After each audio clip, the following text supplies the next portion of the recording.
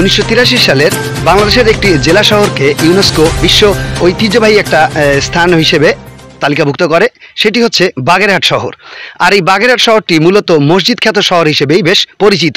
এখানে অসংখ্য ঐতিহ্যবাহী মসজিদ আছে, তার মধ্যে সি মসজিদ, 9 গম্বুজ মসজিদ, 6 গম্বুজ মসজিদ, বিবি বেগনি মসজিদ এসব অসংখ্য মসজিদ এই শহরে অবস্থিত।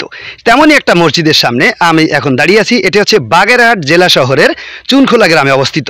মূলত একসময় চুনাপাথরের নির্যাস এই অঞ্চলে পাওয়া যেত বিধায় এই গ্রামটির নামকরণ করা হয় চুনখোলা গ্রাম। আর এই চুনখোলা গ্রামেই এই মসজিদটি অবস্থিত বিধায় এই মসজিদটিকে বলা হয় চুনখোলা মসজিদ। আসুন আমরা আপনাদেরকে এই চুনখোলা মসজিদের ইতিহাস ঐতিহ্য সম্পর্কে বিস্তারিত জানানোর চেষ্টা করি।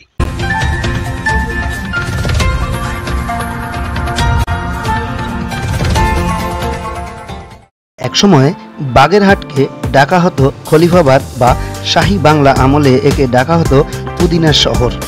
শহরটি 15 শতকের দিকে নির্মাণ করা হয়। তুর্কি সেনাপতি খান ই জাহানকে বলা হয় এই শহরের নির্মাতা। আনুমানিক 1454 সালে তিনি মৃত্যুবরণ করেন এবং সেখান থেকে জানা যায় বাগেরহাটের অভ্যুত্থান। তিনি একজন পীর ব্যক্তি ছিলেন। অনেক জনহিতকর কাজের পাশাপাশি নির্মাণ করেছিলেন বিভিন্ন মসজিদ, রাস্তা, সেতু, যেগুলো খানজাহানের স্থাপত্যশৈলী হিসেবে পরিচিত। তার স্থাপত্যবিদ্যায় বিশেষ জ্ঞান ছিল। বাগেরহাটের 10টি মসজিদের উপর গবেষণা চালিয়ে দেখা গেছে 7টি মসজিদই খানজাহানের রীতিতে নির্মাণ করা হয়েছিল। সেরকম আরেকটি মসজিদ ধানক্ষেতের মাঝে নির্মিত হয় সেই 15 শতকে। 60 গম্বুজ মসজিদ থেকে প্রায় 1 কিলোমিটার উত্তর পশ্চিমে ধানক্ষেতের মধ্যে চুনখোলা গ্রাম অবস্থিত। আর এই চুনখোলা গ্রামের নাম অনুসারেই মসজিদের নাম রাখা হয় চুনখোলা মসজিদ। প্রাচীনকালে চুনাপাথরের নির্যাস পাওয়া যেত বলে এই গ্রামের নাম রাখা হয় চুনখোলা গ্রাম। খানজাহানের স্থাপত্যশৈলী এক ভিন্নতার ছোঁয়া পাওয়া যায় এই মসজিদটিতে। একটিমাত্র গম্বুজ দিয়ে বানানো মসজিদটি কালের পরিক্রমায় ইতিহাসের সঙ্গে দাঁড়িয়ে আছে বছরের পর বছর। মসজিদটির গঠন বিন্যাস থেকে জানা যায় 7.7 মিটার উচ্চতার একটি ছোট চৌকোনা দালান, যার দেয়ালগুলো 2.24 মিটার পুরু এবং প্রায় 7 থেকে 8 মিটার পর্যন্ত চওড়া।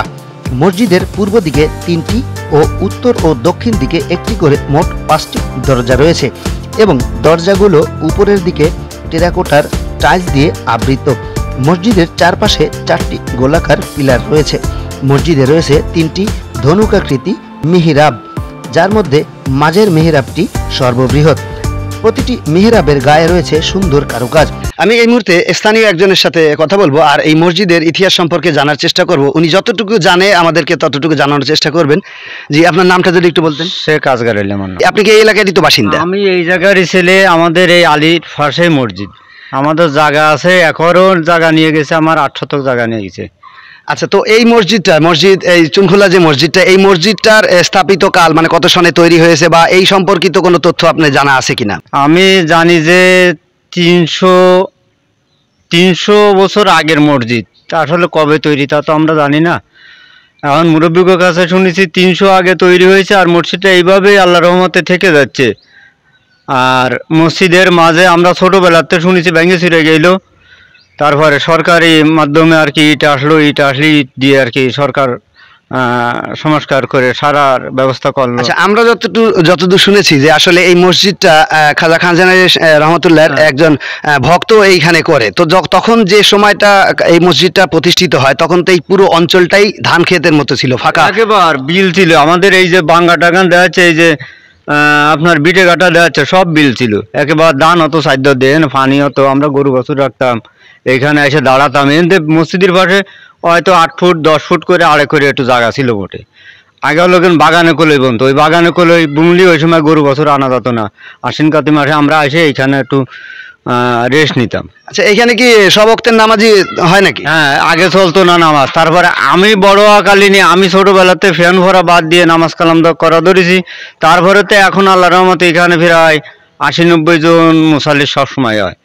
আমরা এই চুনখোলা গ্রামেরই প্রবীণ একজন ব্যক্তির সাথে কথা বলবো আর তার কাছে এই চুনখোলা মসজিদ সম্পর্কে আরো বিস্তারিত জানার চেষ্টা করব। সোনালী শেখ। আচ্ছা, আপনার বর্তমান বয়সটা কত? বয়স এই আন্দাজে 80 বছর টছর কি। 80 বছরের একটু বেশি এরকম মনে হচ্ছে।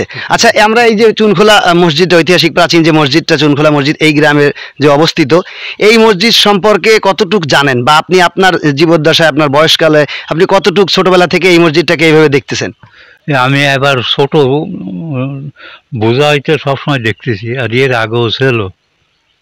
আচ্ছা, তো এই মসজিদটা আসলে যখন আপনারা পরিত্যক্ত অবস্থায় পান, তো পরিত্যক্ত অবস্থায় কত সালে পান সেই সালটা আপনার মনে আছে কিনা, এবং পরবর্তী সময়ে যখন সরকার সংস্কার করেন প্রত্নতত্ত্ব অধিদপ্তরের তো তারপর থেকে কি এখানে প্রতি ওয়াক্তেই নামাজ হয়, না কবে থেকে শুরু হয়? না না, ওই তো শুরু নামাজ।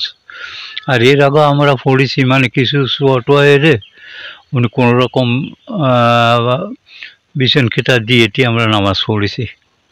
আচ্ছা, এখন তো প্রতি ওয়াক্তের নামাজই এখানে হচ্ছে, তাই তো? আচ্ছা, তো এই মসজিদ সম্পর্কে আপনাদের শোনা মতে, আপনার ছোটবেলা বা ছেলেবেলার সময়কার সময় যে আপনি কথাগুলো শুনছেন, এই সম্পর্কে কোনো?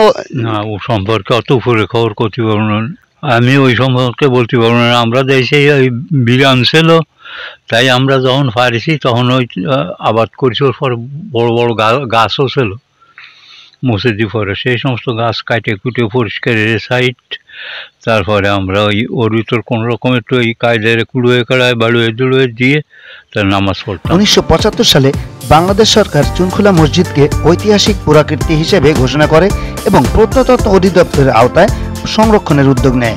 সালফেটের কারণে কিছু জায়গায় ইট নষ্ট হয়ে যায়, যেগুলো পরবর্তীতে ইউনেস্কো কর্তৃক আনুমানিক 1980 সালে সংস্কার করা হয়। বাগেরহাটের চুনখোলা গ্রাম থেকে চুনখোলা মসজিদের সামনে থেকে আপনাদেরকে চেষ্টা করলাম যতটুক এর ইতিহাস ঐতিহ্য জানানোর। তো এখানে এই পর্যন্ত আজকে আমি বিদায় নিয়ে যাচ্ছি। আগামীতে নতুন কোনো জায়গায় নতুন কোনোভাবে আপনাদের সামনে আবার হাজির হব। ভালো থাকবেন, সুস্থ থাকবেন।